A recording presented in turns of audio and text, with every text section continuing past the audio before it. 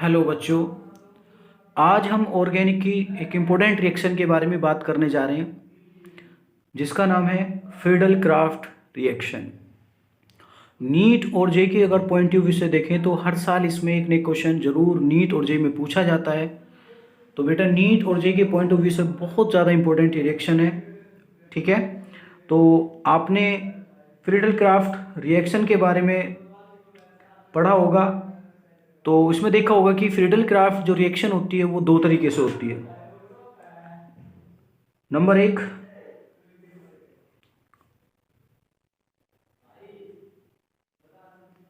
Friedel craft alkylation, और दूसरी होती है आपकी फ्रीडल क्राफ्ट एसाइलेशन। ठीक, तो फ्रीडल क्राफ्ट एल्काइलेशन में जो आप यूज़ करोगे बेटा वो एल्काइल हैलाइड यूज़ करोगे। जो आपका इसमें जो रिएक्टेंट होगा, रिएक्टेंट के साथ जो सबस्ट्रेट यूज़ किया जाएगा वो alkyl halide with anhydrous AlCl3। इसमें एसाइलेशन में आपका एसाइड हैलाइड होगा, acid halide with anhydrous AlCl3। ठीक, या फिर यहाँ पे एनहाइड्राइड भी हो सकता है ना, और आपका स्टर ग्रुप भी हो सकता है। ठीक है, लेकिन कंडीशन यही मिलेगी। तो इसका जो आपका जो इलेक्ट्रोफाइल बनेगा तो वो बेटा RCO प्लस बनेगा। इसका जो इलेक्ट्रोफाइल बनेगा वो हमेशा आपका R प्लस बनेगा। ठीक, अब इसका एडिशन कराना है डबल बॉन्ड पे और देखते हैं कैसे। जैसे फॉर एग्जांपल मैंने एक एग्जांपल लिया एल्काइलेशन के लिए।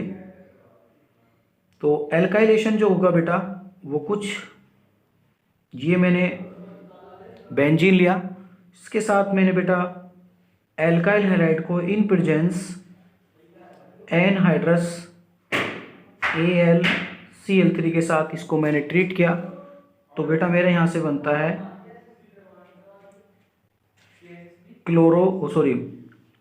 मिथाइल बेंजीन, और जिसका नाम होता है टोलिन। ठीक, अब बेटा एक्चुअल में हुआ क्या, तो सबसे पहले इसका अगर आप इसका मैकेनिज्म देखोगे तो सबसे पहले बेटा मैकेनिज्म में क्या होता है, आपका जो एनहाइड्रस AlCl3 होता है ये एल्काइल हैलाइड के साथ रिएक्ट करता है और ये आपका लुईस एसिड होता है। तो इसमें क्या होता है बेटा, इसके पास वेकेंट साइड होती है ना। हाँ, तो इसमें ये किसके इसके ऊपर रिएक्शन होगी, ऐसे करके अटैक करेगा। तो यहाँ से बेटा जो होगा वो आपका R प्लस और AlCl4 माइनस बनता है। ठीक, अभी कार्बोकैटायन बेटा, अगर ये कार्बोकैटायन की स्टेबिलिटी पर डिपेंड करता है कि जितना ज़्यादा ये स्टेबल होगा उतना ही ज़्यादा आपका फ्रीडल क्राफ्ट रिएक्शन भी स्टेबल होगा। तो अगर ये रीअरेंजमेंट करेगा तो स्टेबिलिटी ऑफ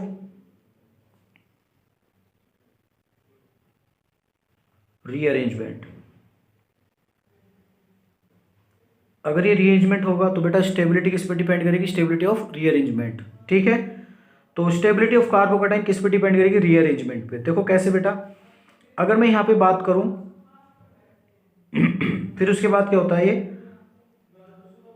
बेंजीन आती है और यहाँ पे आपका ये इलेक्ट्रोफाइल बन गया है R प्लस, और ये डबल बॉन्ड इस पर अटैक करता है। और फिर इसके बाद जैसे ही इस पे बेटा आप रिएक्शन कराओगे तो कुछ इस तरीके से आपका इलेक्ट्रोफाइल जुड़ जाएगा। ठीक है, और यहाँ पे कैसा चार्ज क्रिएट हो जाएगा, पॉजिटिव। तो बेटा यहाँ पे हाइड्रोजन होगा तो यहाँ पर फिर से AlCl4 आएगा और एक अपना हाइड्रोजन रिप्लेस करेगा और इसके हाइड्रोजन को निकाल देगा।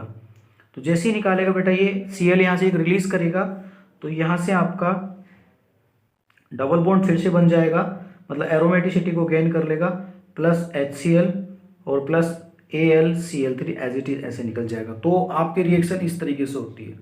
तो सेम इसी तरीके से बेटे जो इलेक्ट्रोफाइल बनेगा वो RCO प्लस बनेगा। अगर ये बनता है तो एसाइलेशन हो जाएगा। लेकिन मेरी जो आज की जो वीडियो बनाने का जो मोटिव है वो है बेटा प्रीवियस क्वेश्चन के ऊपर, कि प्रीवियस क्वेश्चन में काफ़ी अच्छे अच्छे क्वेश्चन पूछे गए हैं। तो किस तरीके से पूछता है, तो देखो बेटा, अगर मैं क्वेश्चन की बात करूं तो किस तरीके से देखने को मिलेंगे आपको। जैसे पहला क्वेश्चन है, ये नीट में पूछा गया था कि पहचान कैसे होती है इसकी। देखो बेटा, ये क्वेश्चन पूछा गया था नीट के अंदर और इसमें पूछा था बताइए कि इसका मेजर प्रोडक्ट क्या बनेगा।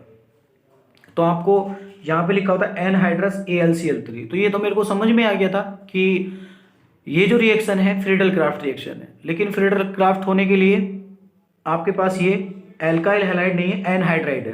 ठीक है, मैंने पहले ही बोल दिया कि एल्काइल हैलाइड भी हो सकता है, एसाइल हैलाइड भी हो सकता है, या फिर आप उसको एस्टर भी बोल सकते हो, या फिर एनहाइड्रेट। तीनों में से कोई भी ग्रुप हो सकता है यहाँ पर। तो यहाँ पे एनहाइड्रेट है, तो जैसे इसकी रिएक्शन कराओगे तो बेटा ये जो डबल बॉन्ड है ये यहाँ अटैक करेगा और फाइनली आपका जो प्रोडक्ट बनाएगा वो कुछ इस तरीके से देखने को मिलेगा। यहाँ पर डबल बॉन्ड, ये देखो इधर यहाँ से आगे, फिर यहाँ डबल बॉन्ड, फिर इस कार्बन पे आपका एसिड बन जाएगा। हाइड्रोलिसिस कर दोगे एसिड बन जाएगा। तो बेटा इस तरीके से इसका ये रिंग इस तरीके से खुल जाती है, जो यहाँ अटैक करेगा इस पर। ठीक है, दूसरा क्वेश्चन ये था कि ClCO,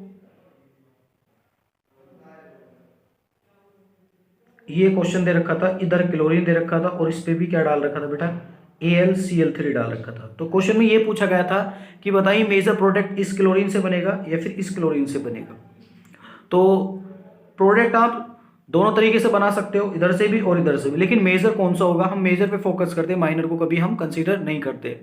तो मेजर को देखने के लिए मैंने क्या करूंगा बेटा, मेजर अगर देखो ये टूटेगा तो यहाँ पे कार्बोकैटायन की फॉर्मेशन होगी, ये भी टूटेगा कार्बोकैटायन की फॉर्मेशन होगी। बट आपको पता होना चाहिए बेटा, एरोमेटिक रिंग के ऊपर कार्बोकैटायन अनस्टेबल हो जाता है, लेकिन अगर जैसे यहाँ कार्बोकैटायन बनेगा तो ये रेजोनेंस दिखाएगा। और आपको पता है कि कार्बोकैटायन उतना ही ज्यादा स्टेबल होगा जितना उसमें रेजोनेंस होगा या फिर रीअरेंजमेंट होगा। तो यहाँ पे रेजोनेंस होगा। और कितने, एक बेंजीन के ऊपर अगर कोई फंक्शनल ग्रुप हो और वो रेजोनेटिंग स्ट्रक्चर शो करे तो कितने रेजोनेंस आते हैं बेटा, 5 आते हैं ना। तो इस तरीके से यहाँ पे जैसे कार्बोकैटायन बनेगा तो यहाँ से आपका सीधा सीधा प्रोडक्ट बन जाएगा इन प्रेजेंस, किसकी प्रेजेंस में रिएक्शन हो रही है बेटा, ये बेंजीन की। इस तरीके से आपको पेपर में देखने को मिलेगा। ठीक है, तो ये एल्काइल हैलाइड हो गया, ये आपका बेंजीन हो गई। ये रिएक्शन नहीं दिखाएगा, ये वेरी फास्ट दिखाएगा,